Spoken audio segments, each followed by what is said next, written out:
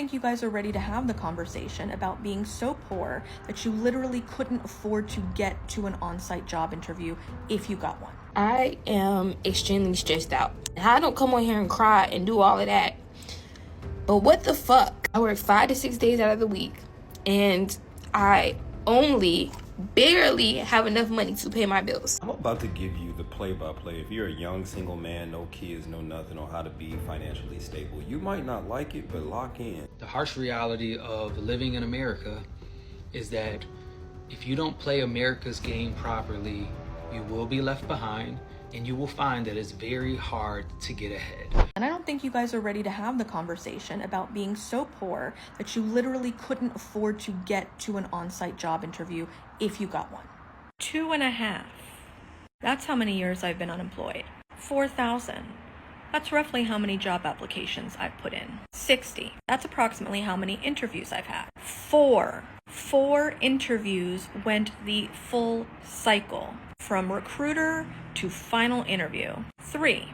That's how many job offers I've received since December of 2022. Well, Melissa, if you received 3 job offers, why are you unemployed? I'm so glad you asked. One was a teaching position so far away that it would have cost me more to commute than I would have earned. The second one was fraudulent, meaning I talked to real people. I went through the entire process and signed an offer letter, only for them to ghost me and for me to realize that they were simply data harvesting for all of the exercises I did for them, and they wanted me to send them a check for equipment. That company later put a warning on their LinkedIn profile. The third one was to be a recruiter, only to be ghosted and find out from a LinkedIn post that the hiring manager who interviewed me made, congratulating the new hire, who was a college student, no tea, no shade, but they had only ever done an internship. I have 18 plus years sales management experience, specifically in tech, in SaaS, in cloud-based software sales. I have 2 master's degrees. I'm currently a PhD candidate. Well, why don't you just get a job, doing something you don't want to do until you... Shut up. I can't get a job at Trader Joe's. Do you know how many people apply to Trader Joe's on the daily?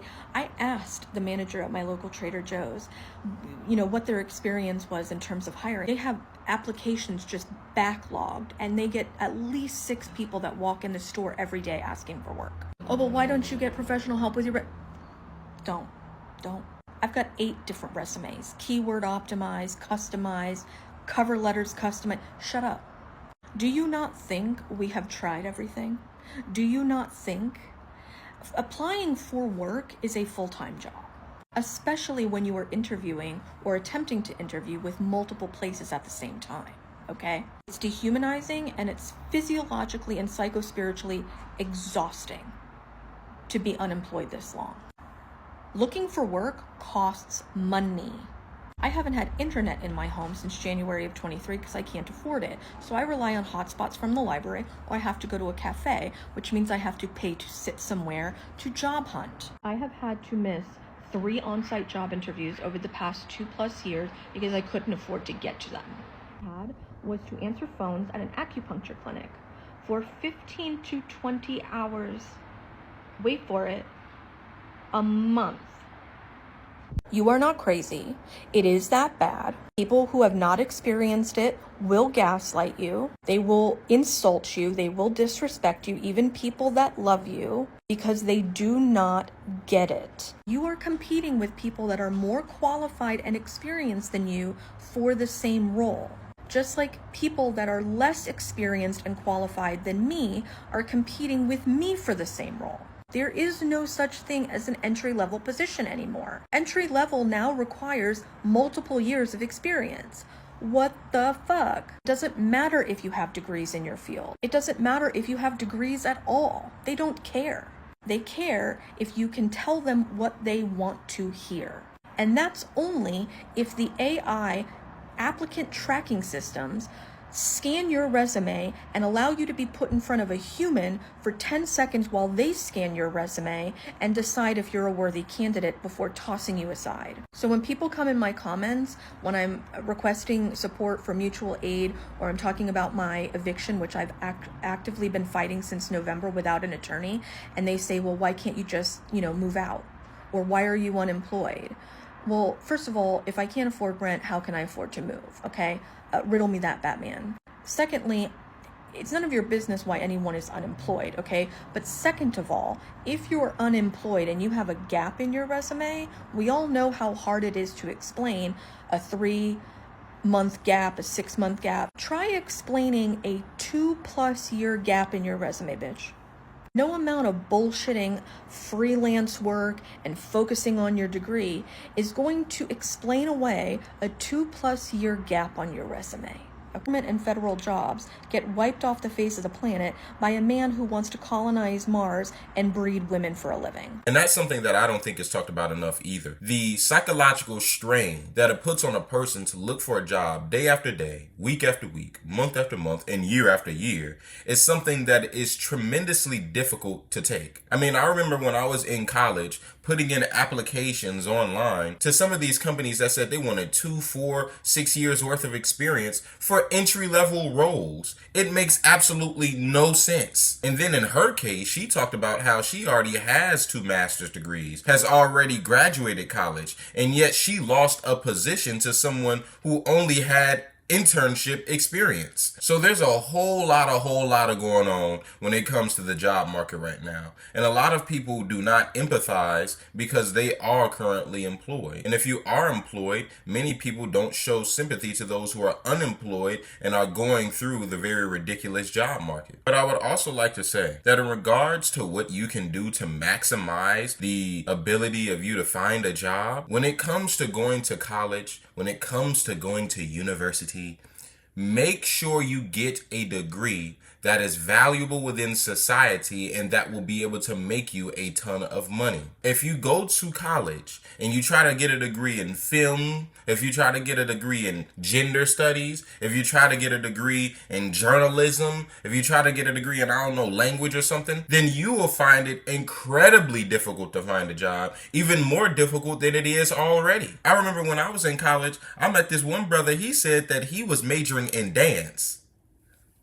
Dance? What are you going to do with a dance degree? You're going to come out of college and be as broke as a single mama with 3 baby daddies and 6 kids. And you set yourself up for it. So these are the things that we have to consider when we are talking about the job market, looking for jobs, what we can do to improve the likelihood of getting a job. Sometimes that may include choosing a major that doesn't make you the happiest. But going to college is an investment. It is not La La Land. And the people that lended you money in order to go to college aren't looking at you as if you're going to La La Land either. They're looking at you like an investment as well. So all of my advice on anyone that is attending university is to get the best return on investment so that you aren't coming out as broke as a joke. It has been brought to my attention that on occasion, one must in fact pop out and show folks. So I'm going to show you everything you don't see.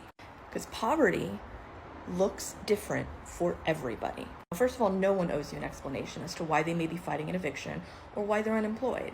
But I am doing this in hopes that I might crack a few hearts and minds open wide enough such that some empathy might creep in. I literally can't count how many people commented this exact thing verbatim or something similar. You can follow the video back for context, but I'm basically talking about having been unemployed for 2.5+ years. And I'm filming in my chair right here, and this is usually what you see, my kitchen and my office, which is in a loft. And then there was some shots framed in front of this bookshelf. And you know what they say about assumptions, so let's go. My living room wall, which is so dry rot, it's spongy, and you can push it. Exposed Romex cable and junction boxes running the length of my living room. What you don't see is the plasma missing from my body, but you can't see the you-know-what marks from donating twice a week for the better part of a year until my body couldn't take it anymore. What you don't see is heat, because it hasn't worked in 5 fucking years. What you don't see is my beautiful hammock chair, console table, record player, bookshelf, because I had to sell them. Oh, but Melissa, you have Ahsoka Tano lightsabers and a fancy bookshelf. Why don't you list them for sale? I've tried. They're not going to offer me more than $20 or $50 respectively. I'd rather give those items as a gift to my friends for helping me pack and move because I can't afford to pay anyone to do it. What you don't see is my reading chair, my dresser, and my bookshelf because I had to sell them. What you don't see are all of these clothes I had to sell. Don't see are my NeoPixel lights, my computer monitor, my iPad, my e-reader, my Apple Watch. You also won't see the rodents and their feces because I have to clean them, remove them on a regular basis. Yes, I live in a nice apartment. I've made it a nice apartment because it's my home and I've lived here for almost 14 years. It should be nice. Poverty looks different for everybody. The only reason I'm still here is because I got my eviction dismissed after fighting it alone for almost 7 months. And prior to that, the only reason I wasn't evicted sooner is because I am sustained by quarterly financial aid. My mom gave me every penny she had until she no longer couldn't, and odd jobs. If you've been following along, you know that I received financial aid last month. I paid May's rent. I already can't afford to pay June's rent, which means I could be served another eviction notice at any time, and this process can start all over again. Poverty looks different for everyone. Obviously, you're not going to see me in front of a favela. I live in the Bay Area. That doesn't mean I haven't gone hungry. That doesn't mean I can't afford to get to job interviews. That doesn't mean I'm not extremely unwell physically and mentally. What you see is what remains, the things that I have not had to sell, but might yet still have to in the coming week. My hope is that if and when hard times befall you or your family or your friends or anyone you know, that somebody is kinder to you than you were to me, because you're gonna need it. And as you can see, the poverty that you can experience during a job hunt is real. This is the same lady from the previous video, and she just showcased how she had to sell off her bookshelves, her Apple Watch, her clothes. She even almost passed out from donating plasma because she doesn't have enough money to afford rent otherwise. But this is why that conversation about education is so important. A lot of people think that simply going to college, and this isn't just a jab on her, but a lot of people think getting a degree is simply enough. And I'm here to tell you, it's not. It's about the degree you get, not you simply having one. It's about the skills that you acquire, not simply having a skill. Because all skills, all degrees are not made equally. And given that the job market, this capitalist society, corporate conglomerates are already working against you, why do you want to make it harder on yourself by getting a degree that won't make you any money? It doesn't make any sense. Now, I don't know what degree this lady has, but I can tell you right now, if you had 2 master's degrees in an area like electrical engineering, and an area like mechanical engineering, and an area like, I don't know, being a lawyer or something of some sort, I guarantee you that even though the job market right now is very difficult, is very bad, you would have a much better time trying to find a job compared to if you had a degree in, say, journalism or media management. There are so many people that go to school that end up in this trap, that end up in this facade of when you go, you're just supposed to go and do what you enjoy, do what you like. No, that's not how things work. You're going to end up being homeless and struggling and in poverty, and nobody wants that for you, okay? So all I can say is if you do go to university, make sure you go to university for a major that is going to make you some money. And if you don't go to university, make sure you get into a trade, make sure you gain a skill that is also going to make you some money, that is useful and valuable to the society. Because if you do not, then you will certainly be left behind. I am extremely stressed out. I don't come on here and cry and do all of that. But what the fuck? I work 5 to 6 days out of the week, and I only barely have enough money to pay my bills. Somebody's gonna get on here and say, oh, well, be lucky you have a job, bro. Working a job, going to a job, getting up every morning, every night, whatever time you go, and having to give your all or do your best at this fucking job just for them not to compensate you enough money for you to live your life and pay your bills, it's actually really up fucking setting me. I feel like I'm missing out on living life because I have to pay my bills and go to work every fucking day. Such a tiring process. Now, I could see if I was lazy, I wasn't getting up and I wasn't getting it, but it's like, bruh, how fucking hard do I have to work in order to fucking survive, bro? How? Once I pay my rent and my phone bill and my light bill, That's it. And then the next paycheck, because mind you, bi-weekly, you only get paid 2 times out of the month. So one paycheck goes directly towards bills. And then that other paycheck, I have to set bills. I have to set money aside for the next set of bills that are coming up. I can't get ahead. I can't. I know somebody's going to say, you've got it better than somebody else. Bruh, that's not the fucking point. Just because I have it better than somebody else doesn't mean that I'm not fucking struggling over here. For real, for real. People try to come on here and try to perpetrate and make it seem like, oh yeah, I'm living this kind of life, I'm living that kind of life. Bitch, I'm a TikTok content creator, but I live a life just like y'all. And nobody better get on here and say you better get another job or do this or do that. Bitch, you think I haven't applied to these jobs? And when I apply to these jobs, they waste my fucking time. Do you think I have money and gas and energy to be wasting going back and forth to these job interviews who are not going to hire me and are going to tell me that they're going to call me in a week or going to call me back in a couple days and don't? Job market is a joke. I have no choice but to keep the job I have now. The one that's barely paying my fucking bills. And leaves me no money left over to live, to get my nails done. These are fucking press-ons. I can't do anything. I gotta do my own hair. I gotta do my own toes. I gotta do everything. And there's nothing wrong with that. There's nothing wrong with that. But it's like when you don't have a choice and you work every fucking day, it gets tiring. It gets to a fucking point, bro. Sister, I'm not gonna lie to you. If you're going through financial hardship like that, the last thing you need to be focused on are some nails. But yeah, if we talking about how much it takes to go from job interview to job interview, that's a financial expense in and of itself. You gotta pay for gas money to go to this job. You gotta pay to commute if you don't have a car. You have to still subsidize your life, all the while looking for an income to replace your old one. And many of these jobs will sit there and play in your face. You'll sit here and interview with them for days and weeks even, only for them to not give you the common courtesy to at least let you know if they're rejecting you. So many of these jobs will simply leave you high and dry, give you no message on the back end, and go and hire somebody else without letting you know. And so now you're just left in limbo. But these are the same jobs that want to make sure you put in a 2-week notice.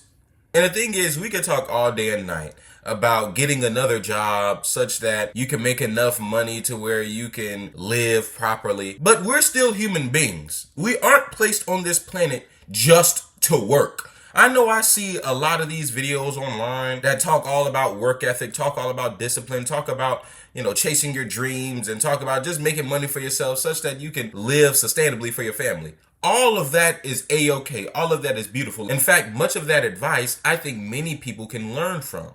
However, we are still people and we deserve to have a life outside of work. In order to live, you should not need to pick up 2 or 3 jobs just to maintain yourself. And then we're not talking about the psychological strain it puts on the mind to have to go from one job to another job, to another job. Where do you have room to spend with, in her case, your husband? Where do you have room to spend with your wife? Where do you have room to spend with your children? All of these things are completely put on the back burner if you're too worried about going to your next job. And don't even get me started with office politics. Don't get me started with, let's say you don't like a manager at your job. Let's say you don't like a coworker at your job. And now, not only are you having to struggle mentally with the fact that you have multiple jobs, but with the fact that you're dealing with multiple terrible personalities while working at them. And this is why it's important that you invest in a skill set that is seen as valuable within the society,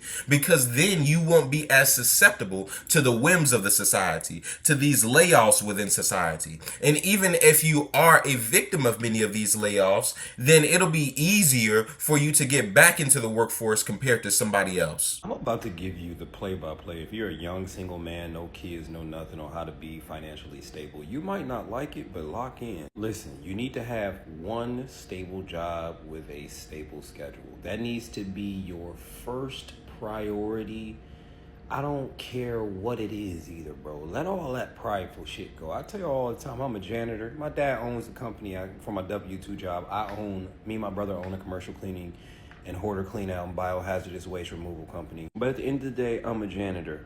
Okay. So whatever that job is for you, you need to be trying your hardest. Your first priority needs to be getting a big boy job. There's things you can do quickly in the grand scheme of things, when I say quickly, I mean a few months of certifications, is to where you can lock down your big boy job. A lot of people go for those CDLs. I'm not going to say that's a terrible idea. It's just not the best, depending on who you are. Okay, but if you are single, with no kids, no wife, no none of that, that might be the best course of action for you. Number 2, there's always the military. Number 3, you can go get your phlebotomy license or whatever that shit is in like a week. You can do your insurance license shit quick. I'm talking about less than a month. Security, you could go get different security clearances and in a month and get you a job. What I'm trying to say is you need to find yourself a solid job is to where your paychecks can be $1,500 or more every 2 weeks. That is a little bit of money. I'm not going to lie to you, but it works fine for what I'm trying to tell y'all. So you got your 9 to 5, your Monday through Friday, or whatever, your 5 days a week. Now you have one of 2 options. Find you a nice little side gig, or learn how to make a little money online. And I'm not talking about social media. I'm talking about reselling. I'm talking about offering a service. Start you up a little Fiverr shit. If you're into fitness, start selling your little meal plans, building that. Open up a little LLC. I know in Florida, less than $200. You pay that, got your little LLC, get you a business bank account. Go on any of these lead generation apps. Start you a little junk removal shit. Schedule your shit on the weekends. Rent a U-Haul. Do a job or 2 every weekend. You can get $500 a weekend doing that shit. What I'm trying to say is, especially if you're a young man, no kids, no wife, no real big responsibility other than yourself, you need to be working hard if you don't have a degree or some advanced certification. That is the only way. That is the only way you're going to stack some bread. Okay? I think this week I'm going to do something that's going to help a lot of y'all that I've been saying I'm going to do for a long time. And that's showing y'all step by step how to do this reselling thing. Because it is very easy, but I do understand there's a lot of steps. And I'm talking about eBay, some shit anybody can do. So just be on the lookout for that, because there are a lot of young men who are like, man, you know, I'm trying to be financially stable. I'm trying to, I understand you're going to have to marry the fact that it's going to take a little doing. It's going to take some work, my nigga. If you ain't got that bachelor's, that CDL, that whatever, that tech certificate, whatever, if you ain't put that time in, that trade school, welding, electrician, plumbing, all that, HVAC, if you ain't took the time to go through that shit, those longer processes, then you're going to have to work. And then you're going to have to employ your money. That's what you're going to have to do. And listen, this is something that I want everyone watching this video to understand. There are only 2 ways to financial freedom: investing or starting your own business. Those are the only 2 ways to financial freedom, or a combination of both. And in order to invest, in order to start your own business, you need to have cash flow coming in such that you can afford to do so. And the only way to do that is to leverage a high paying, or at least a decent paying skill. Like he said, get a trade. Like he said, go to college, go to university. Get yourself a skill that's going to make you some money, and then invest in some rental properties, invest in some storage spaces, invest in some ETFs, the VOO, the VGT, invest in the S&P 5. Start your own business. And when it comes to starting your own business, it doesn't need to be something extremely complex. It doesn't need to be something that is world defining and extremely out of body in terms of what it has accomplished and how it impacts people's lives. No. Pipe down, little man, pipe down. It can be something as simple as a trucking company. If you a sister, you selling makeup, you selling candles. There are so many sisters online that have become millionaires by selling candles, by selling little sage, little tea bags. It is ridiculous. All you have to do is be consistent and diligent in doing that, and it will work out for you. But it all starts with having that cash flow in the first place such that you can make those investments. The harsh reality of living in America is that if you don't play America's game properly, you will be left behind, and you will find that it's very hard to get ahead. The people who get the most out of this economy, who experience the great and the upside of this economy, are people who invest in income producing assets or appreciating assets. So that's home ownership, that is rental properties, that is starting businesses or buying into businesses or investing in the stock market. If you are someone like how I was back in the day, I go to work, I get my paycheck, I clock in, clock out, I enjoy my days off, I accept my little 1 to 3% raise. I never really try to get a promotion. Like if something comes across my desk, like of course I'm going to take it, but like I'm not really rubbing elbows and really trying to figure out what's next for me in life. If I'm just coasting through life, you will likely never experience the upside that this country has for you. And it's sad too, because a lot of people simply don't know this. They just don't know. This economy has been god awful to people who do not have money since COVID. Since 2020 pandemic time, it's been awful. On the same token, there's been a lot of people who have made a lot of money.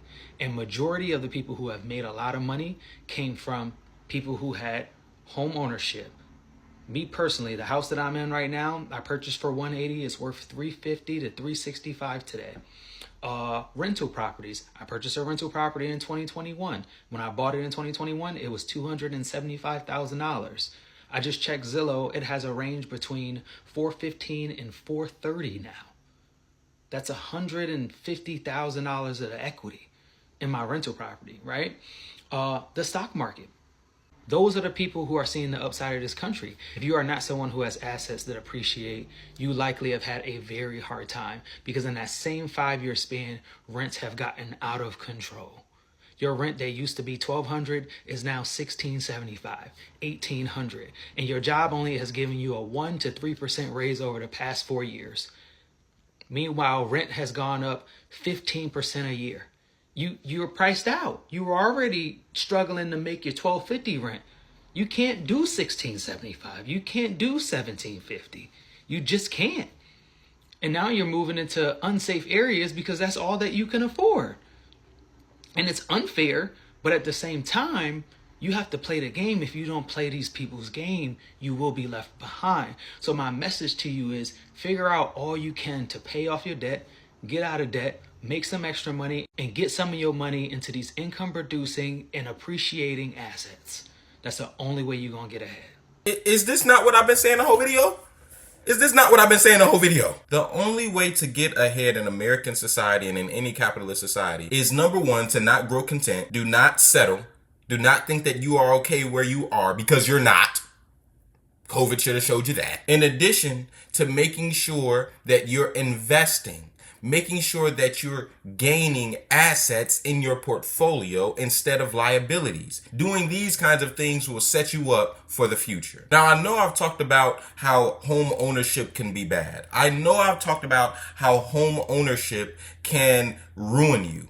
But note, I am not simply stating home ownership is bad. I am actually stating that getting a home that you cannot afford is bad. And so a lot of people get that confused. Home ownership in and of itself is a beautiful thing. It's something that you can use to leverage gaining wealth for you and your family. But when you have people going around getting $500,000 homes that they cannot afford and then getting foreclosed on, being house poor, it is completely senseless to get a home compared to renting. And I know that this brother talked about how rents have increased. They absolutely have.